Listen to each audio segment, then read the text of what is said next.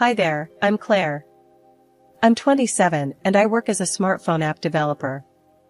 I'm pretty much a homebody, love my peace and quiet, and prefer a good book or coding session to loud parties any day. My social circle is small, and dating has always been kind of a disaster for me. But all that changed one random day at a gift shop. I was just browsing, not looking for anything in particular, when I noticed this guy looking totally lost. He was standing there with a ceramic cat in one hand and a scented candle in the other, looking like he had no clue what he was doing. I couldn't help but laugh a little. "Need some help?" I asked, walking over to him. He looked up, looking relieved. "Oh God, yes. I'm trying to find something for my mom's birthday, but I'm completely clueless." I smiled. "Well, let's see what we can find. How about a nice vase? Moms love vases." "Yeah? That sounds good. I'm Tom, by the way." "Nice to meet you, Tom. I'm Claire." We spent the next few minutes chatting and looking at different vases. Tom was funny, making jokes about his lack of shopping skills, and I found myself laughing more than I had in a long time. After we found a vase he liked, we went to the checkout counter together. As we waited in line, he turned to me with a hopeful look. "Hey, Claire, would you maybe want to grab coffee sometime? I mean, if you're not too busy with all that app developing." I hesitated for a moment, but there was something about Tom that made me want to say yes. "Sure, why not? Coffee sounds good." We swapped phone numbers, and I left the store feeling a mix of excitement and nervousness. I hadn't been on a date in a while, and I wasn't sure what to expect. But Tom seemed different, genuine, funny, and easy to talk to. A few days later, Tom texted me, and we arranged to meet at a cozy little coffee shop downtown. I arrived a bit early, nerves bubbling in my stomach, but when I saw Tom walk in, smiling and waving, I felt instantly at ease. We ordered our coffees and found a quiet corner to sit and chat. Tom was easy to talk to, and the conversation flowed effortlessly. We talked about our jobs, our favorite movies, and even our worst dating experiences, laughing over shared stories of awkward first dates. We'd been dating for a few months, and it was time for the next big step, meeting his parents. I was nervous, but Tom assured me they were nice people. When we got there, his mom, Mrs. Harris, greeted us at the door. She was a stern-looking woman with a cane, her eyes sharp and assessing. Tom's dad, Mr. Harris, was sitting in an armchair, barely looking up from his newspaper. "Mom, Dad, this is Claire," Tom introduced me with a big smile. "Hello, dear," Mrs. Harris said, looking me up and down. "Tom's told us a lot about you. Please, call me Evelyn. Come in, sit down." I sat on the edge of the couch, feeling like I was under a spotlight. Mr. Harris grunted a hello, but didn't say much else. "So, Claire," Evelyn started, "Tom tells us you work in tech?" "Yeah, I'm a smartphone app developer," I replied, hoping to keep things simple. Mr. Harris snorted from his chair. "Playing with toys, huh?" I forced a smile. "Not quite. It's more about creating useful tools for people." Evelyn leaned in, her eyes narrowing. "And how's the pay in that field? Decent, I hope?" I felt my cheeks flush. "It's good enough. I'm comfortable." Tom jumped in, trying to change the subject. "Mom, Dad, Claire's got a beautiful house. She inherited it from her grandmother." "Oh, really?" Evelyn's eyebrows shot up. "Where is it?" "It's not far from here. It's a cozy place, just the right size for me." Just then, Mr. Harris folded his newspaper and stood up. "I'm going to check the garden," he muttered, leaving the room. We walked outside, and I felt some of the tension ease away. Tom's parents were definitely a bit intense, but I could handle it. As we strolled through the garden, Tom looked at me with concern. "Sorry about my mom," he said quietly. "She can be a bit much." "It's okay, Tom. I can handle it," I replied, squeezing his hand. "She just wants the best for you." We spent a bit more time in the garden before heading back inside. Evelyn was waiting, her eyes still sharp but less intense. Did you enjoy the garden, Claire? She asked. Yes, it's beautiful. You have a lovely home. Thank you, dear. We're very proud of it. We chatted a bit more, and I started to feel a bit more relaxed. It wasn't the easiest conversation, but it was a start. As we got ready to leave, Evelyn gave me a quick hug. Thank you for coming, Claire. It was nice to meet you. A few months after meeting Tom's parents, we decided to get married. We both agreed on a simple ceremony, nothing flashy. I never liked big weddings, and Tom was on board with that. His parents weren't too thrilled, but they went along with it. The wedding day was pretty low-key. We had it at a small park, just a handful of friends and family. I wore a simple dress, and Tom looked good in his suit. After the ceremony, we had a small reception at a nearby cafe. It was simple, just good food and close friends. Tom's parents were there, of course. Evelyn, his mom, looked around with a critical eye but seemed more relaxed than usual. Congratulations, dear, Evelyn said, giving me a quick hug. The ceremony was nice. Thanks, Mrs. Harris. I'm glad you came, I replied, trying to keep things friendly. We mingled with our guests, keeping the atmosphere laid back. Our friends were cracking jokes and making toasts, and it was nice to see everyone enjoying themselves. We didn't have a traditional wedding cake, just a bunch of cupcakes for everyone. I picked out a chocolate one and took a bite. These are good, I said, offering Tom a bite. Yeah, they are, he agreed, getting frosting on his nose. As the night went on, I felt more relaxed and happy. It wasn't a grand event, but it was exactly what I wanted, a simple celebration with the people who mattered most. At the end of the night, Tom and I said our goodbyes and headed to my house, which was now our home. The house was perfect for us, with ramps and low steps, designed for my late grandmother's comfort. As we walked in, Tom's mom, Evelyn, looked around with a gleam in her eye. This house is very convenient, Claire. Perfect for someone like me, she said, giving me a meaningful look. Yeah, it's been great, I replied, feeling a bit uneasy. Evelyn kept looking around, clearly impressed. This place is really something. Your grandmother must have been quite thoughtful. As the evening wound down, I couldn't shake the feeling that Evelyn had plans of her own. But for now, I focused on starting my new life with Tom, hoping for the best. So, things had been pretty smooth after the wedding. Tom and I were settling into our routine when everything took a sharp turn. It all started one evening when his parents came over for dinner. Evelyn, Tom's mom, was looking around the house with that same gleam in her eye. It must be hard for you two to keep up with such a big house. I shrugged, not sure where this was going. We manage. It's not too bad. Later, as we sat down to dinner, Evelyn dropped the bombshell. Claire, Tom, I've been thinking. My house is just too difficult for me to navigate. I think it would be best if I moved in here. I almost choked on my food. Move in here? With us? Yes, she said, as if it was the most obvious thing in the world. It's just so much easier for me here. I looked at Tom, expecting him to say something, but he just nodded. Mom has a point, Claire. It would be easier for her. I couldn't believe it. Tom, we didn't even discuss this. We're discussing it now, Evelyn said, her tone firm.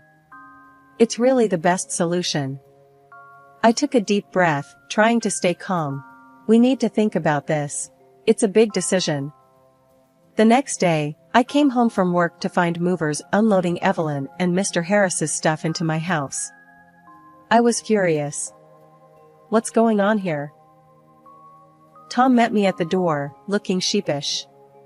Mom and Dad are moving in. Claire, it's just for a while. They need a place that's easier for them. Evelyn walked in, acting like she owned the place.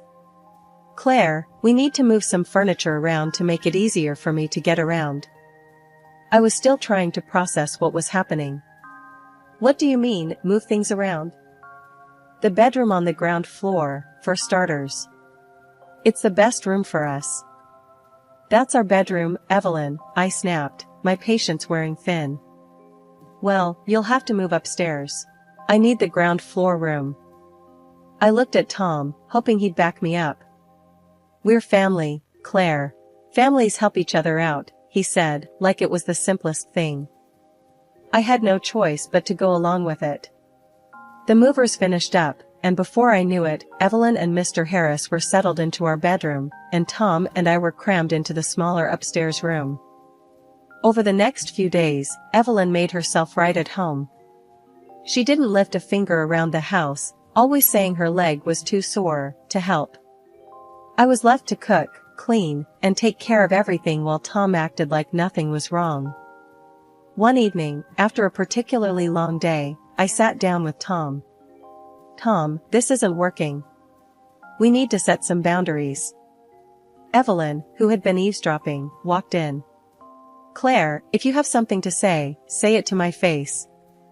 I stood up, my anger boiling over. Fine. You're taking over my house, Evelyn.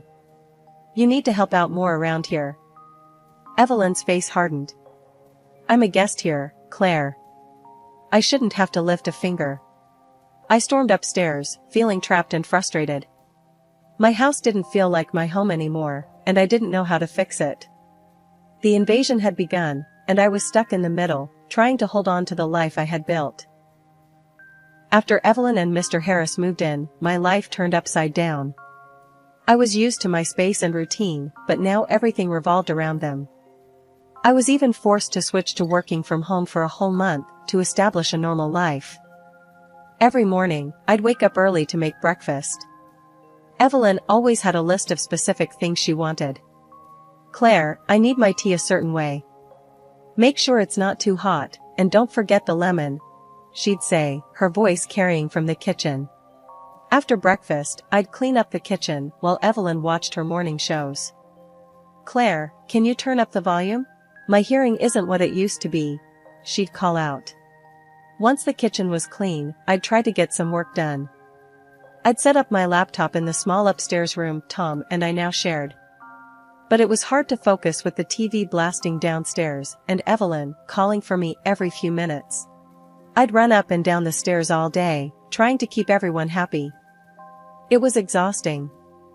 I felt like I was losing my mind, trying to juggle my job and their constant demands. One afternoon, I finally snapped. I was in the middle of a video call with my team when Evelyn barged in. Claire, I need you to run to the store. We're out of my favorite cookies. I muted my mic and turned to her, trying to stay calm. Evelyn, I'm in the middle of a work call. Can it wait? No, it can't. I need those cookies, she insisted, crossing her arms. I took a deep breath, feeling my patience wear thin. You'll have to wait. I can't just drop everything. Evelyn stormed out, mumbling about how things used to be different in her day. I unmuted my mic, forcing a smile from my team. Sorry about that, everyone. Let's get back to it. After the call, I went downstairs, hoping for a moment of peace. But Evelyn was waiting for me, a scowl on her face. You're not being very accommodating. We're guests in your home, and you need to treat us with more respect. I was about to argue back when Tom walked in, looking tired. What's going on here? Your wife is being difficult, Evelyn said, turning to him. Claire, you need to be more patient. Mom's not asking for much, he said, clearly siding with her. Not asking for much?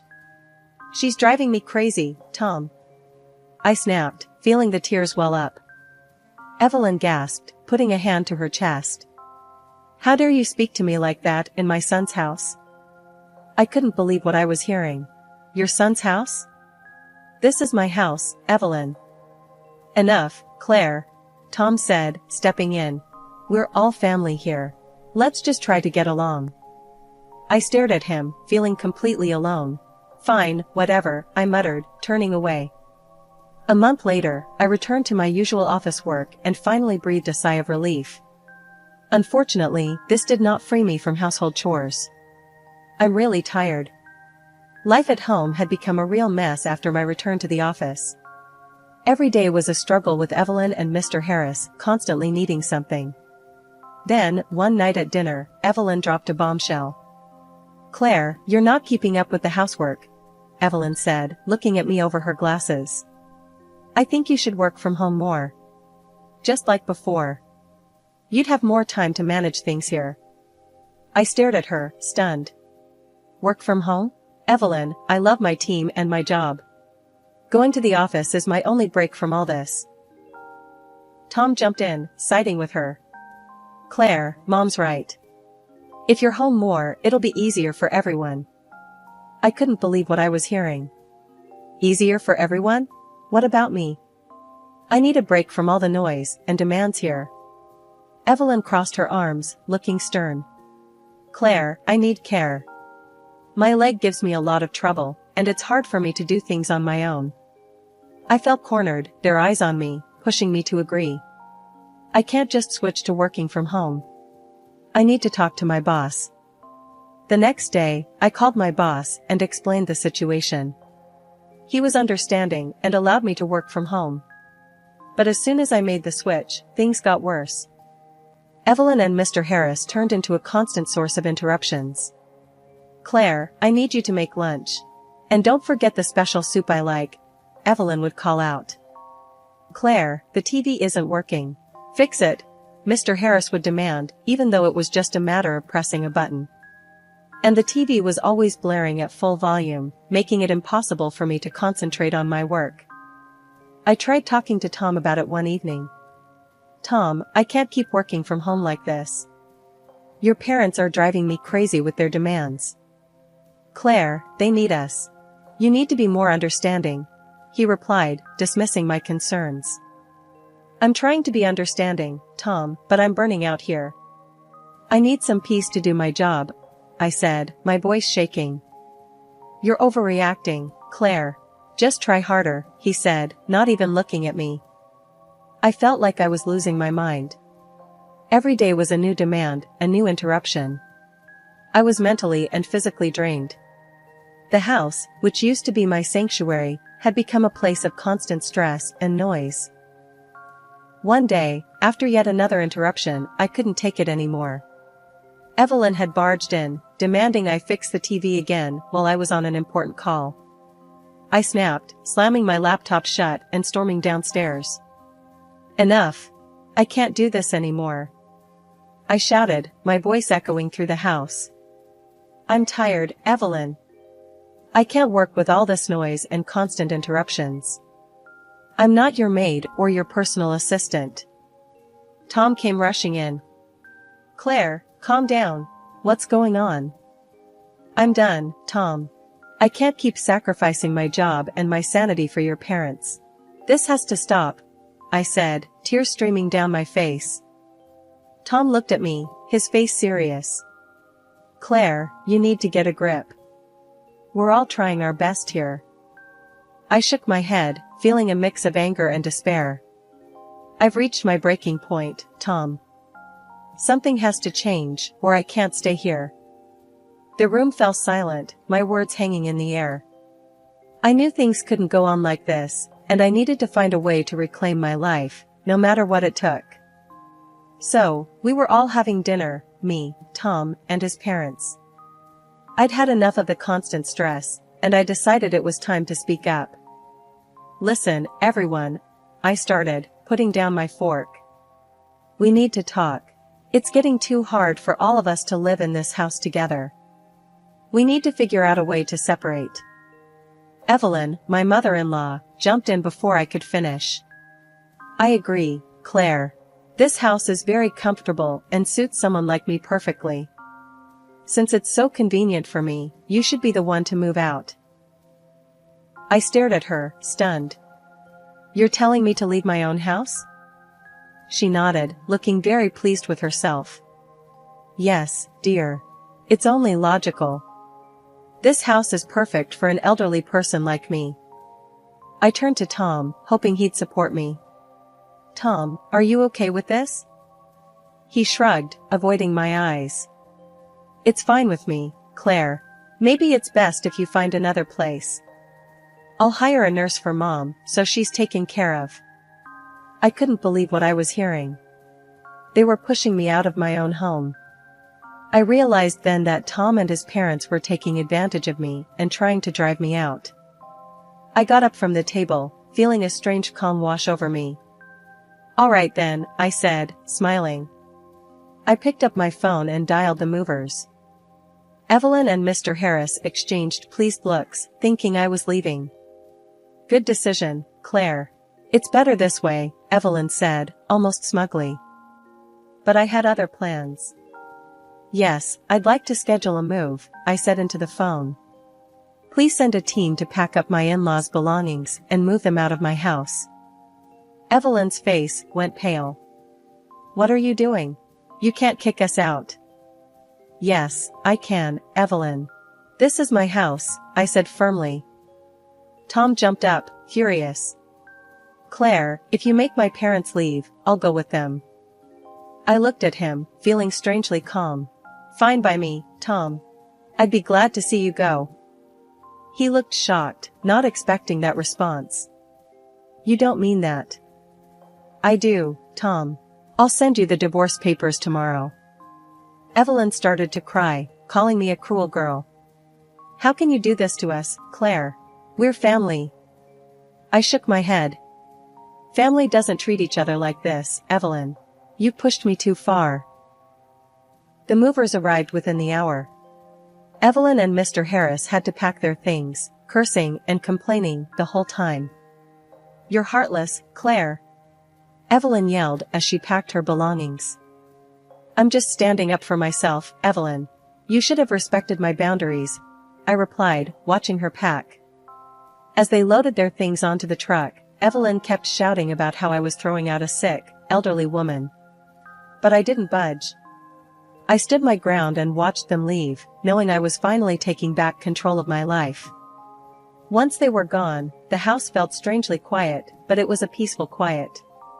I knew I'd made the right decision, and I was ready to move on with my life, free from their demands and manipulations. After I kicked Tom and his parents out, I knew what I had to do. I filed for divorce and cut all ties with them.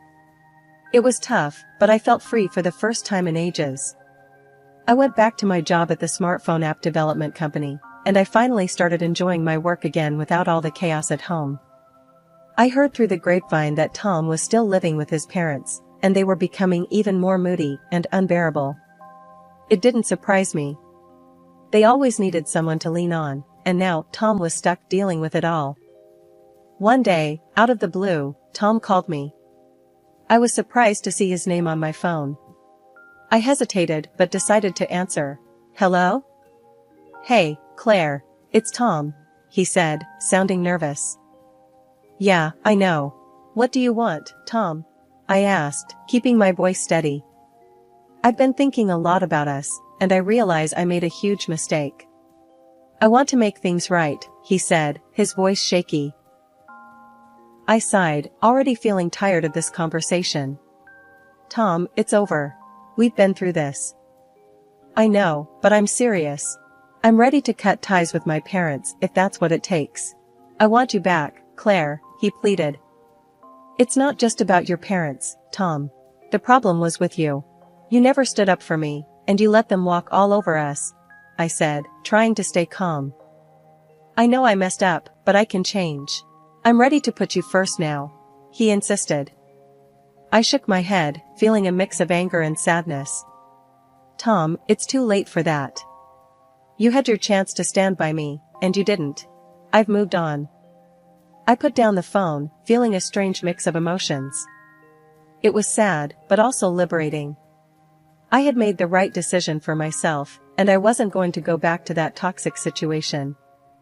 In the following weeks, I threw myself into my work.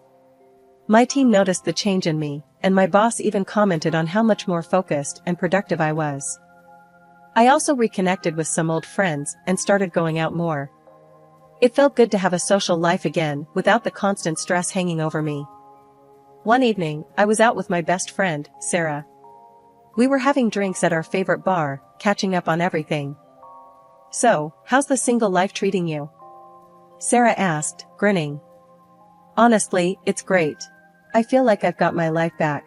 No more drama, no more stress," I said, raising my glass. We laughed and talked about all the things we wanted to do now that I was free. I even started thinking about taking a vacation, something I hadn't done in years.